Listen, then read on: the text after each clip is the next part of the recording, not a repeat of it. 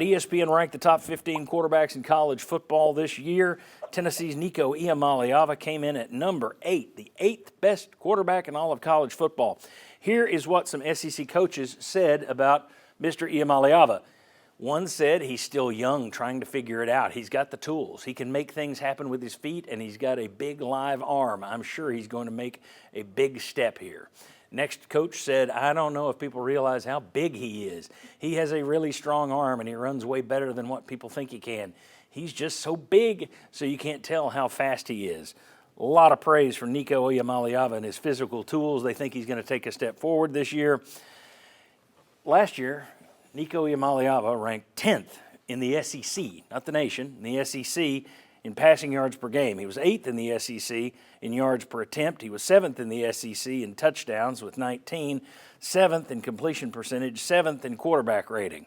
So 10th, 8th, 7th, 7th, 7th in the SEC, but now he's going to be the 8th best in all the world.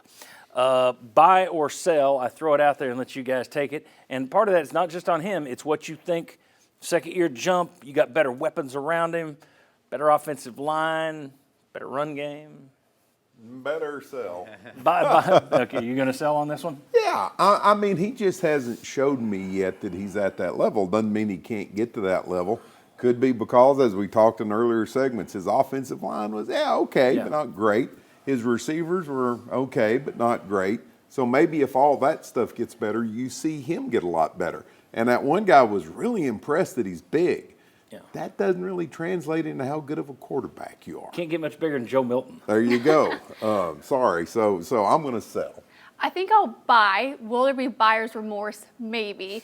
But I think when you look at the company in the top 10, a lot of it is just like, oh, here's maybe some potential. This guy was really unproven a year ago. What could they do this year? So I think if you take it from just a talent of the arm and a chamber by itself, I'll take Nico at the top. Now, will his wide receivers, will the offensive line help support him? We talked about supporting cast with Bruce Burrow a couple segments ago. That is huge if he ends up living up to that top 10 quarterback rating. On his own, yes. Will the supporting cast help him? You know, we'll see. They've got Arch Manning up there. They got DJ Lagway up there, and they aren't entirely proven quarterbacks either. Very good. Plus, Nico's big.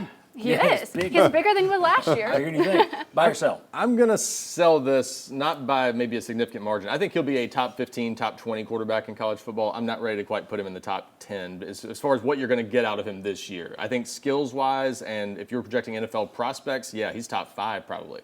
But that ceiling doesn't mean he's going to reach it in terms of production this year that Tennessee's going to get out of him. So I'll sell it, and it's partly because of the surrounding cast. I've still got questions about how good they're going to be at receiver, how dynamic this offense is going to be overall, and he's got to elevate it himself, and that's a big step to take. I suspect he'll take a step forward, but I don't know that the guys around him are going to allow him to take a huge step forward. Are you going to buy this or sell this? Yeah, so I'm selling largely because of those reasons. It's as much because of what's around Nico and the questions there as with Nico. On the show here in the last couple of weeks, I said, I think Nico will be a better quarterback. He had a good season this past year. Maybe not as good as he hoped and a lot of people hoped this past year, but the talent is all there. A lot of that list is potential because DJ Lagway is right behind, I think, at number 10, and Arch is actually ahead of Nico in a lot of lists, not this one, though.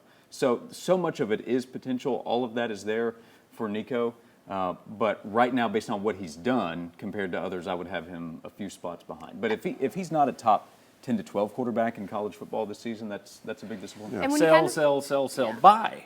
Well, because when you look at the list, too, a lot of it's like, oh, he has big arm potential. He had big play-worthy plays a season ago when you look at the other quarterbacks there. I think with the wide receiver room a little bit more defined, maybe not as talented, hopefully, that'll help. If you're ranking potential, then I would buy. If you're ranking him in top 10 of potential or even top 6, 5 or 6, then I'm buying because I think he does have that potential. Yeah, I mean, he is. I think he's bulked up, so they're probably going to run him more. I think maybe they saw at Ohio State that, okay, we're going to have to put this back in our offense the way it was when Hendon Hooker was here. So you run him more. I think that may make him feel more comfortable with that. You would expect he will be a year older, year wiser. Don't know if you're always a year better, but year wiser at least. I just worry if, again, are you going to have guys who, when you hit them deep, they catch it?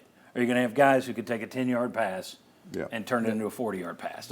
And I don't know that you got that because I haven't seen it from this bunch. The big wild card we don't know because we haven't gotten to see it, obviously, how different is this offense going to look? Are some of the tweaks they're making going to – they've got to have more plays where they're hitting receivers in stride, where guys are making plays after the catch. If they're doing that and setting him up for success more that way, I could maybe see it. Last year, too many guys catching hitches and things like that and just not making stuff happen after the Underthrown. catch. Yeah.